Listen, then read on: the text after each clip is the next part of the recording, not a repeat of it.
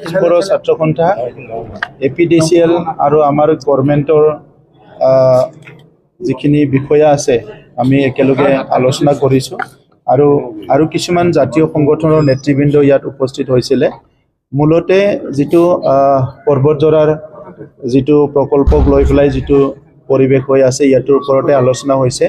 আৰু আজি পুনৰ আমি যিখিনি মিটিং হ'ল ইয়াত দেখাইছোঁ যে এই যে প্ৰকল্প ইয়াত যিখিনি কথা আমি বিভিন্ন মিডিয়াৰ জৰিয়তে বিভিন্ন জনে কোৱা আমি দেখিবলৈ পাইছোঁ কি আমাৰ মাটিবিলাক লৈ যাব বা কিবা কৰিব, যে আজি পুনৰ আমি এইটো ডিছকাছ কৰিছোঁ যে ইয়াত চাৰ্কেল অফিচৰ পৰা প্ৰেজেণ্টেশ্যন ৰখা হৈছে যে কোনো এজন ব্যক্তিৰ 1 বিঘাও মাটি, এইটো বস্তিৰ মাটিয়ে হওক বা খেতিৰ মাটিয়ে হওক, যাৰ নামত আছিলে সেই মাটিবিলাক কোনো কাৰণতে এনক্ৰোচ কৰা নহ'ব বা এভিকশ্যন কৰা নহ'ব বা সেই মাটিবিলাক লোৱা নহ'ব, এই কথাটো ইনচিয়ৰ কৰা হৈছে।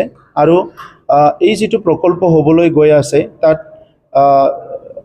সব ফালৰ পৰা মানে বায়'ডাইভাৰ্চিটিৰ ফালৰ পৰা, পলিউশ্যন ফালৰ পৰা, এই ইণ্ডাষ্ট্ৰীৰ পজিটিভ আৰু নেগেটিভ যিবিলাক বাই প্ৰডাক্টবিলাক হ'ব ইয়াৰ ইম্পেক্ট আৰু এফেক্টৰ পৰা সব কথা ডিছকাছ কৰা হৈছে। গতিকে আজিৰ সময়ত সবে অনুভৱ কৰিছে যে আমি দীঘলীয়া এটা সংগ্ৰাম কৰিছোঁ, ইয়াৰ উদ্দেশ্য আছিলে সংঘৰ্ষ আৰু নিৰ্মাণ।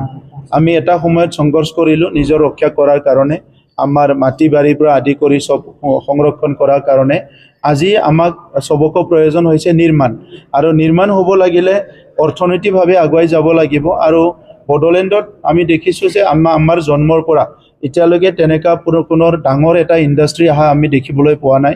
প্ৰথমবাৰৰ কাৰণে 18,000 to 20,000 কৰোৰৰ এটা ইণ্ডাষ্ট্ৰী আমাৰ অঞ্চলত আহিছে, য'ত 8,000 পৰা 10,000 পাৰ্মানেণ্ট এমপ্লয়মেণ্ট আমাৰ অঞ্চলৰ পৰা পাব। এই ক্ষেত্ৰতো চাই অনাগত সময়ত আমাৰ যুৱ যুৱতীসকল যিসকলে আজি ডিগ্ৰী লৈ আছে, বিভিন্ন টেকনিকেল কোৰ্চবিলাক লৈ আছে, সেইসকলৰ এমপ্লয়মেণ্ট আৰু জব বা তেখেতসকলৰ অনাগত দিনত সংস্থাপনক লৈ পেলাই আমি চিন্তা চৰ্চা কৰা হৈছে। আৰু সেইকাৰণে আমি ইণ্ডাষ্ট্ৰীটো হোৱাটো বিচাৰিছোঁ, কিন্তু not at the cost of কাৰো যাহাতে 1 বিঘাও মাটি বা কোনো গাঁৱৰ ক্ষতি হোৱাকৈ বা কোনো সমাজৰ ক্ষতি হোৱাকৈ এই প্ৰকল্পটো বনোৱাটো আমি কোনোৱে বিচৰা নাই। তো সেইকাৰণে আজি আমি কনভিন্স যে ইয়াত কোনো কাৰো ক্ষতি নহয়। সেইকাৰণে আমি ৰাইজক আহ্বান কৰিছোঁ যে আলোচনা কৰিব লাগে, আলোচনা কৰাত সব সমাধানৰ ৰাস্তা আছে। আমি জাতীয় সংগঠনবোৰক অনুৰোধ কৰিছোঁ, সবকে অনুৰোধ কৰিছোঁ যে আমি তেনেকুৱা ধৰণৰ কোনো এটা ভাইলেন্স বা কিবা এটা তেনেকুৱা পৰিৱেশ আমি বিচৰা নাই, বা প্ৰশাসন ব্যৱহাৰ কৰি কিবা এটা প্ৰকল্প বহোৱা এইটোও বিচৰা নাই। বড়োলেণ্ডত আজি এটা স্থায়ী শান্তি আহি গ'ল, এনেকুৱা এটা পৰিৱেশত আজি আমি পুনৰ কোনোবা এটা মানুহে কিবা দুখ পাওক কষ্ট পাওক সেইটো আমি বিচৰা নাই। তো সেইকাৰণে এই প্ৰকল্পৰ নামত মই পুনৰ আমি BTC অথৰিটি হৈ পেলাই এনচিয়ৰ কৰিছোঁ ইয়াত কোনো এটা ব্যক্তি, কোনো এটা গাঁৱৰ কোনো এজন প্ৰাইভেট প্ৰপাৰ্টিটো ইয়াত লোৱা নহ'ব বা তেখেতসকলৰ সা সম্পত্তিটো এনক্ৰ'চ কৰি পেলাই এই ইণ্ডাষ্ট্ৰীটো কৰা নহ'ব। এই কথাটো আজি আলোচনা কৰা হৈছে। আৰু সেইকাৰণে গাঁৱত যিবিলাক কমিটি বনাইছে, প্ৰটেকশ্যন কমিটি হওক, তেখেতসকলৰ নেতৃবৃন্দৰ লগত যেতিয়াই বিচাৰে চৰকাৰে কথা পাতিবলৈ সাজু আছোঁ। আৰু তেখেতসকলক আমাৰ এডমিনিষ্ট্ৰেশ্যনেও বিচাৰি আছে, যোৱাকালিও খবৰ দিয়া হৈছে আলোচনা কৰিব লাগে। গতিকে তেখেতসকলে যেতিয়াই আলোচনা কৰিব বিচাৰে আমি আলোচনা কৰিবলৈ সাজু আছোঁ। মই তেখেতসকলক আহ্বান কৰিছোঁ। তাতে আপোনাৰ BPL UPPLৰ অলপ দিগদাৰ হ'ব যেন লাগিছে। একো দিগদাৰ নহয়, কাৰণ নিৰ্বাচনটো এটা বেলেগ বিষয়, এইটো এটা বেলেগ বিষয়। আৰু এই ইণ্ডাষ্ট্ৰীটো সকলো বিচাৰিছে। আজি ইয়াত দেখিছে চবে, যিমান দল সংগঠন আছে, যিমান কি আছে, চবে বিচাৰিছে ইণ্ডাষ্ট্ৰী হোৱাটো, কিন্তু চবে কাৰোবাৰ সন্দেহ আছে যিয়ে নাজানে যে ইয়াত কাৰোবাৰ মাটি যাব নেকি, কিবা ট্ৰাইবেল এৰিয়াৰ কিবা ক্ষতি হ'ব নেকি।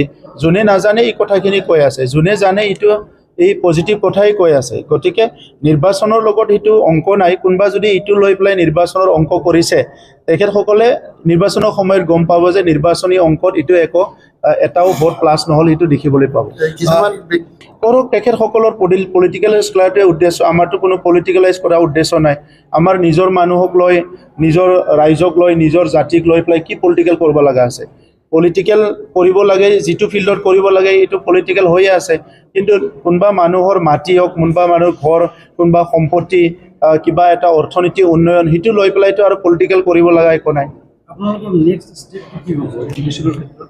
এডুকেশ্যনৰ ক্ষেত্ৰত সেইটোকে আমি আলোচনা কৰিছোঁ, তেখেতসকলৰ লগত আলোচনা বিলোচনা কৰিম আৰু এডমিনিষ্ট্ৰেশ্যনৰ পৰা আমাৰ তৰফৰ পৰা আমি এনি টাইম এটা এপ্ৰ'চ তেখেতসকলক ৰাখিছোঁ যে এনি টাইম তেখেতসকলে আলোচনা কৰিব পাৰে আৰু তেখেতসকলৰ লগত আমি আলোচনা কৰিবলৈ সাজু আৰু সমস্যাটো সমাধান কৰাৰ ফালে আমি লৈ যাবলৈ বিচাৰোঁ। নিৰ্বাচন সমূহ আহি আছে, বিভিন্ন দল ইতিমধ্যে আহিছে, এবাৰ অলপ প্ৰত্যাহ্বান হ'ব নেকি UPPL? চাওক, মই আপোনালোকক আগতেও কৈছোঁ, আজিও ক'ম, কোনো দল সংগঠন আমাৰ কাৰণে প্ৰত্যাহ্বান নহয়। আমি প্ৰত্যাহ্বান বুলি নলওঁৱে, সমস্যাটোহে প্ৰত্যাহ্বান।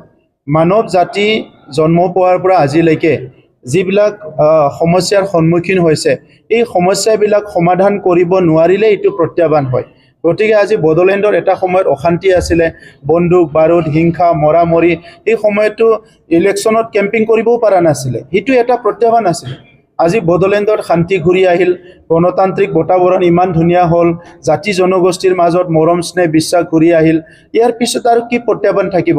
ৰাজনৈতিক দলবিলাকতো ইলেকশ্যন খেলিবই বনাইছে। চ' তেখেতসকলে আমি থাকিলেও নাথাকিলেও, আমি ক'লেও নক'লেও, আমি চেলেঞ্জ হিচাপে ল'লেও নল'লেও ইহঁতেতো ইলেকশ্যন খেলিবই। গতিকে তাৰ মাজতে আমিও কৰিব লাগিব।